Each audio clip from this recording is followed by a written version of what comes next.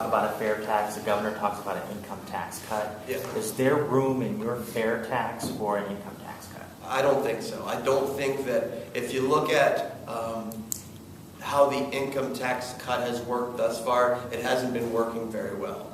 And it disproportionately benefits people at the top. And so if a person making $50,000 is going to get an extra $20 from a severance tax, it's not going to affect the way that they carry on their life in the state of Ohio. It's not going to increase spending. It's not going to drive the economy. We need to use this money so that we have an adequate amount of money to invest in our local communities, giving the locals the opportunity to build infrastructure and deal with all the issues that come with oil and gas. So in my opinion, no. And I think that just throwing a little bit at the very end to local governments and to building communities, that doesn't get us there. And I don't think that giving a further tax cut is going to benefit the state.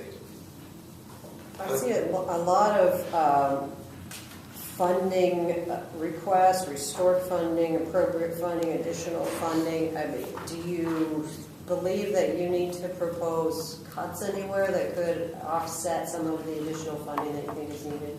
Well, there's the Medicaid expansion savings, so that's a place that we can get some of those dollars. There's also money from the severance tax that we need to use for these particular purposes here, and of course the rainy day fund that has been discussed at length. These are dollars that are available for all of the purposes that we've mentioned here. The rainy day fund the term is interesting because for many people in Ohio, it still is rainy. There still are issues. That's what this money should be used for. I'm not talking about spending it down to a zero balance, but that money can be tapped to make a difference in people's lives. And that's what we're supposed to do, is improve the quality of lives for Ohioans.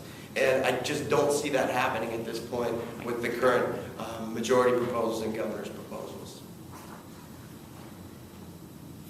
So how do you, all these things, you've listed a bunch of things that Governor Kasich and the Republican majority aren't going to support here. How do you go about compromise when you have a position that is so opposed to what the majority wants?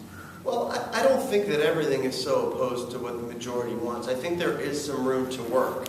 I think that when we're talking about the severance tax, I think that a lot of the members of the majority have different ideas. Some are very similar to what I mentioned.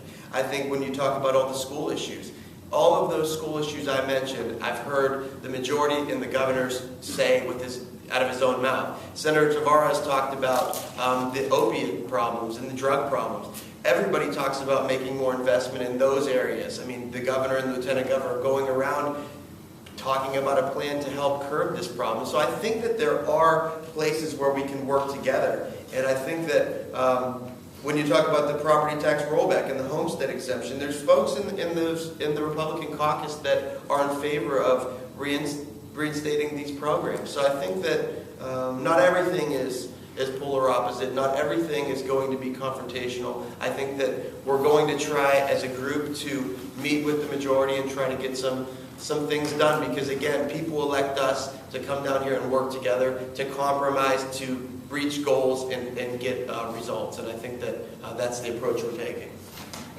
And I want to just add on to what our leader has said. One of the things we've got to remember is the money that's in the rainy day fund belongs to all Ohioans. It shouldn't just benefit the programs and services that reach the top earners, the top 1, 2, 5, 20% of the wage earners in the state of Ohio. This money belongs to all of the residents. So when we talk about ensuring fairness and equity and tax policy, when we talk about ensuring that we're taking care of the basic needs of all of our residents, the money that we save out of Medicaid, the money that we have in the rainy day fund, those should be used on the services and programs that are going to meet the needs of all of Ohioans. And then finally, I guess I just want to reiterate what my colleague has said with respect to working with the Republican caucus. Words are great. Platitudes are great about poverty, about caring for the least of these amongst God's children. However, action, speaks much louder than words. We've got to do more than talk about poverty. We've got to do more than talk about the drug epidemic. We've got to put money where the money is needed so that people can get healthy, go back to work, go back to school. Any other questions that